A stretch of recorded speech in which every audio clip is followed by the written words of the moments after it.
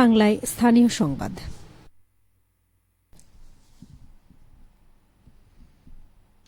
আসসালামু আলাইকুম। বাংলাদেশ বেতার রাজশাহী স্থানীয় সংবাদ পড়ছি গোলাম মর্তুজা হেনা। নাটোরের দিনব্যাপী হজ প্রশিক্ষণ শেষ হয়েছে। আজ সকালে স্থানীয় নাটোর জেলা পরিষদ মিলনায়তনে প্রশিক্ষণের উদ্বোধন করেন জেলা প্রশাসক আসমা শাহীন। প্রশিক্ষণের উদ্বোধনী অনুষ্ঠানে বক্তারা বলেন, প্রশিক্ষণে হজের নিয়মকানুন, আবাসন, পরিবহন, চিকিৎসা, কুরবানি কিংবা বিভিন্ন গুরুত্বপূর্ণ বিষয়গুলো অবহিত করতে পারবেন। প্রশিক্ষণ গ্রহণের মাধ্যমে হজ গমনেচ্ছু ব্যক্তিরা সমৃদ্ধ হবেন এবং সফলভাবে হজ পালনে সক্ষম হবেন। ইসলামিক ফাউন্ডেশন নাটোর জেলা কার্যালয়ের উপপরিচালক মোহাম্মদ রিয়াজুল ইসলামের সভাপতিত্বে অন্যান্যের মধ্যে বক্তব্য রাখেন হাবের প্রতিনিধি মাসুম বিল্লাহ। উদ্বোধনী পর্ব শেষে প্রশিক্ষণ সেশনে সম্পদ ব্যক্তি হিসেবে ইমিগ্রেশন, স্বাস্থ্যবিধি ও হজের বিধিবিধান সম্পর্কে প্রশিক্ষণ প্রদান করেন অতিরিক্ত জেলা প্রশাসক রাজস্ব মোহাম্মদ আরিফ হোসেন, সিভিল সার্জন কার্যালয়ের মেডিকেল অফিসার ডাক্তার মোহাম্মদ রাসেল এবং কেন্দ্রীয় জামে মসজিদের খতিব মুফতি মাসুদুর রহমান। নাটোর জেলা থেকে চলতি বছরে সরকারি ও বেসরকারি পর্যায়ে হজ গমনে নিবন্ধিত শতাধিক ব্যক্তি এই প্রশিক্ষণে অংশগ্রহণ করেন। জেলা প্রশাসন ও ইসলামিক ফাউন্ডেশনের যৌথ আয়োজনে দিনব্যাপী হজ প্রশিক্ষণ অনুষ্ঠিত হয়। ৬ দফা দাবিতে রাজশাহীতে সড়ক অবরোধ করে বিক্ষোভ করেছে নগরীর পলিটেকনিক ইনস্টিটিউটের শিক্ষার্থীরা।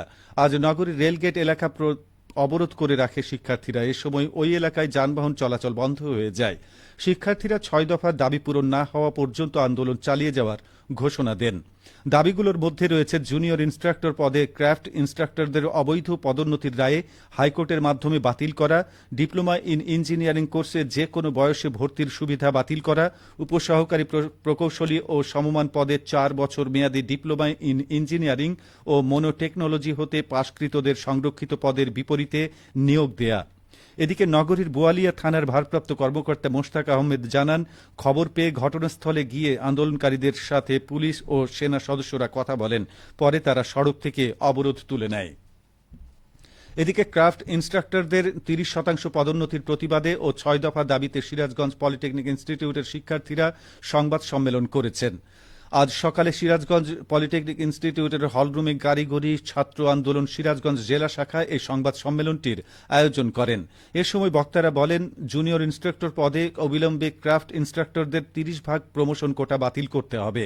একই সাথে জুনিয়র ইন্সট্রাক্টর টেক পদের শিক্ষাগত যোগ্যতা ডিপ্লোমা প্রকৌশল ডিগ্রি থাকা বাধ্যতামূলক করতে হবে।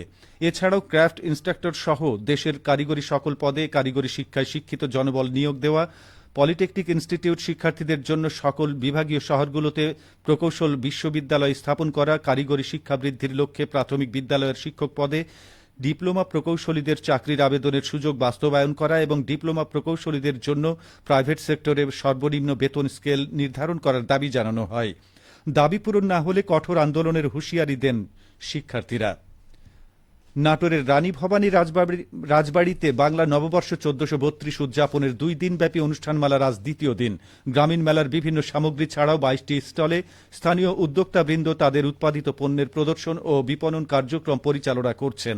জেলা প্রশাসন এবং জেলা পুলিশ মেলা প্রাঙ্গণে ফার্স্ট এড ও ফ্রি মেডিকেল ক্যাম্প পরিচালনা করছে।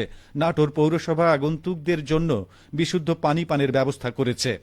গরুর গাড়ি, ঘোড়ার গাড়ি, ঢেকি, কুড়েঘর, একতারা সহ দেশীয় ঐতিহ্যের বিভিন্ন অবয়বে রাজবাড়ী চত্বরকে বর্ণিল সাজে সজ্জিত করা হয়েছে। সকাল থেকে হাজারো দর্শনার্থীদের আগমনে মুখর হয়ে উঠেছে মেলা প্রাঙ্গণ। বিকেলে দর্শক সমাগম আরও বৃদ্ধি পাবে বলে ধারণা করা হচ্ছে। মাটি ও বালু মিশিয়ে ভেজাল কীটনাশক ও বালাইনাশক তৈরির দায়ে পাবনার expert agri care import and export limited নামের একটি কোম্পানিকে ১ লাখ টাকা জরিমানা আদায় করেছে ভোক্তা অধিকার সংরক্ষণ অধিদপ্তর। আজ দুপুরে পাবনা বিসিক শিল্পনগরীতে এই অভিযান চালানো হয়। এতে নেতৃত্ব দেন ভোক্তা অধিকার সংরক্ষণ অধিদপ্তরের পাবনা কার্যালয়ের সহকারী পরিচালক মাহমুদ হাসান রনি। তিনি জানান, কোম্পানিটি বালাইনাশকে স্যাকচার্লিস দানাদারের পরিবর্তে ব্যবহৃত করছিল মাটি আর বালু এবং ফিপ্রোনিল 3G নামক কীটনাশকে সিলিকন বালু ব্যবহার করার দায়ে ১ লক্ষ টাকা জরিমানা আরোপ ও আদায় করা হয়। ভবিষ্যতে এমন কর্মকাণ্ড থেকে বিরত থাকার অঙ্গীকার করায় প্রাথমিকভাবে সতর্কতামূলক ব্যবস্থা নেওয়া হয়। অভিযানে র্যাব ১২ পাবনা ক্যাম্পের একটি টিম সহযোগিতা করেন। আগামীতে এই অভিযান অব্যাহত থাকবে বলেও জানান মাহমুদ হাসান রনি। সবশেষে আবহাওয়া।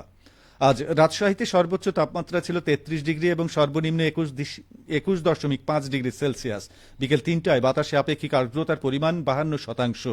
রাজশাহী ও পার্শ্ববর্তী এলাকায় আজ সূর্যাস্ত সন্ধ্যে 6টা 27 মিনিটে। সংবাদ শেষ হলো। আমাদের পরবর্তী স্থানীয় সংবাদ সন্ধ্যা 7টায়।